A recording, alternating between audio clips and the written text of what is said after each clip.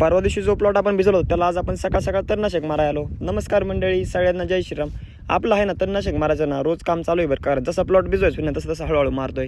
आमचा देवांशला म्हणलं तर पप्पा नेला येणार आहेत बरं का. तो आता लगेच तुमच्या घरी हाल. तो तर आपल्याकडे धावूनच आला बरं का आणि चावायला लागला. त्याचे पप्पा पण आलेत बरं का. आता ते गडी आज ना डायरेक्ट त्याच्या घरी जाणार आहे हांगेवाडीला.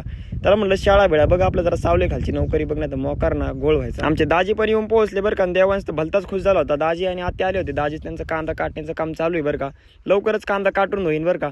दाजीने तर खायला प्यायला भरपूर आणलं होतं बरं का. आणि इकडे लगेच गँग आमची ना गाडीमध्ये जाऊन बसली. त्यांना खायला अजिबात दमच नाही. भावकीचं चाललंय बरं ना. म्हणलं आपलं बरं ना तर काय चालूच असते. आपण आताच फवारणी करून उलशिक म्हणलं गाठ भेट गावा. मावळे सर पण आले होते आणि आमची भावकी पण आलेली. यांचं चालले उलशिक चर्चा. म्हणलं तुमची चर्चा चालू द्या, आपण आपलं काम करू. मावळे सरांना म्हणलं तेवढं आयफोन तुम्ही पाण्यामध्ये टाकून दाखव बरं काय होतंय.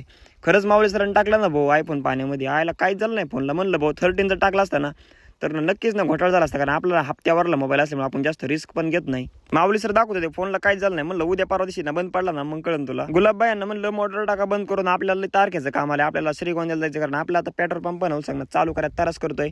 म्हणलं श्रीगोंद्याला जाऊन त्याचा घोटाळा काढून आणावा मस्तपैकी. म्हणजे परत ना फवारण्यात चालू झाला ना महिनाभर आपल्या फवारण्यात चालू होते. रोज ना अर्धा एकर मारायचा आणि 10 दिवस तर फवारी जाते. परत दुसरी फवारणी येते.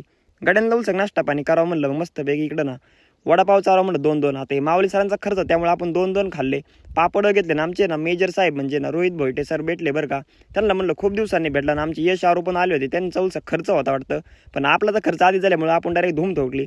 माझ्या मित्राला भलताच ना दे बरं का. सोमवारचा बाजार होता. तमाखू घेतली खायला. म्हणलं भाऊ लय चटकला का तमाखूच तुला. त्यानंतर आम्ही येऊन पोहोचलो परत आपल्या पंपापाशी बरं का. म्हणलं किती घोटाळा निघालाय बघावा. तिथं ना काम चालू आहे आपलं मस्तपैकी. चांगलं पंप खोलून टाकलाय. आपल्या पंपाची थोडीशी ऑइलची नळी जी ना ती नळी पण लीक झाली होती. पंप आहे ना आपण डायरेक्ट सर्व्हिसिंग करून घेतलाय बरं का. परत जो घोटाळा झाला ना विनोद भाऊ म्हणजे डायरेक्ट ना कार्बोरेटर्स बदलून टाकू. ताईन ते पण त्यांच्या घरी चालले ना आपल्याला मध्येच ना इथं गावामध्ये भेटले बरं का.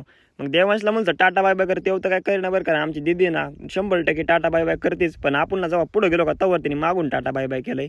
आमच्या अण्णां ते पण आले होते बरं का. आणि श्री आणि दिदी पण चालली होती घरी. म्हणलं चला टाटा बाय बाय. संध्याकाळी गुलाब भाई आणि मी ना डायरेक्ट नाही तो गणेशगडावरती ना दर्शन घेण्यासाठी आलो होतो गणपती बाप्पांचे. मस्तपैकी मग ना दर्शन वगैरे घेतले. तुम्ही पण आता व्हिडिओच्या माध्यमाद्वारे ना गणपती बाप्पांचे दर्शन करून घ्या. आणि व्हिडिओ आवडल्यास लाईक आणि फॉलो करा विसरू नका. धन्यवाद.